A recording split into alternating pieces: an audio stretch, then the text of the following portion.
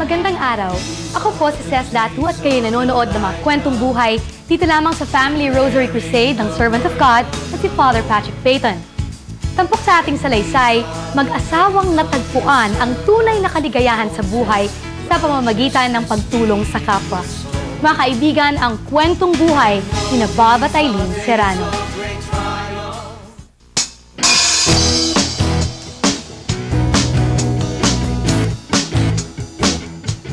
Unang nagkakilala sina Bob Serrano at Eileen D. sa isang high school party na ginanap sa bahay ng magulang ni Bob.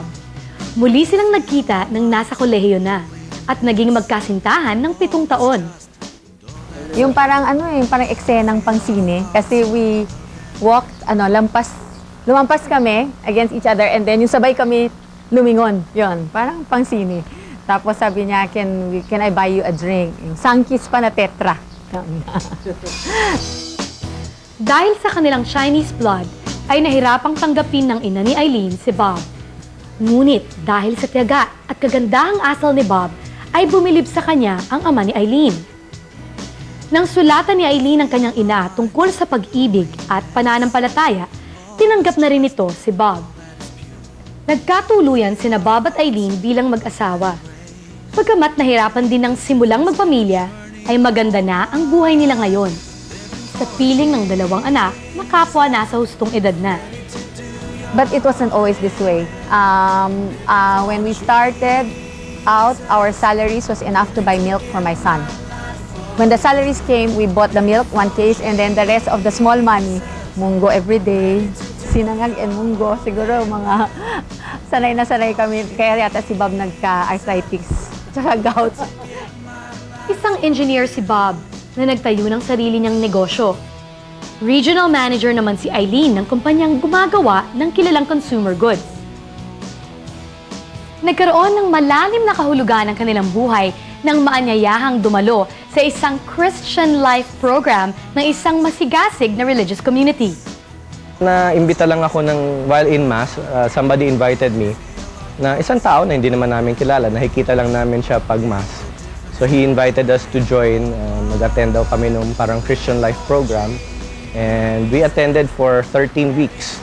Yan yung nag-change yung relationship niya, yung required prayer time. He was already very prayerful. We were already going to the Rosary Theater with Tita Lydia Sison regularly. But that really changed the dimension of the relationship. Naging really personal. And later on, when we had Gawad Kalinga and working with the poor, that even strengthened our relationship and the faith even more. Dito rin natupad ang matagal ng pangarap ni Bob, magamit ang kanyang hilig sa musika. Kasi when I was young, I always loved I wanted to be a musician. So I loved music. So talaga yun yung first love ko.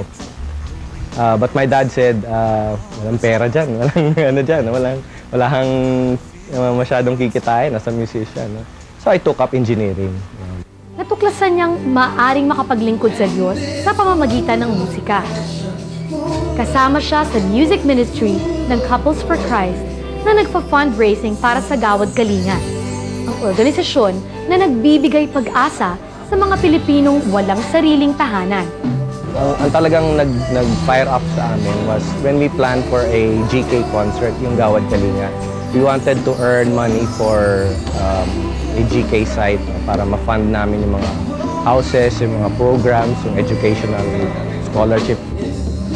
Habang naghahanda ang kanilang banda para sa una nitong konsyerto, nakilala ni Bob Serrano ang isa pang Bob, si Bob Barreto, na naging inspirasyon ng grupo.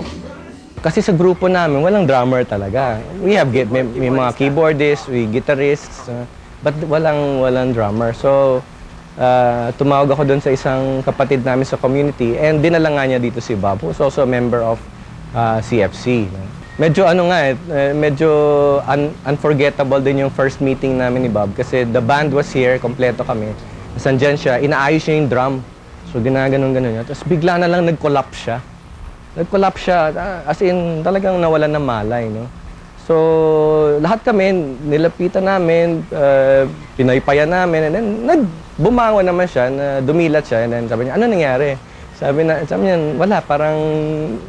hinimatay ka lang dyan eh, gano'n. So, yun yung first meeting namin.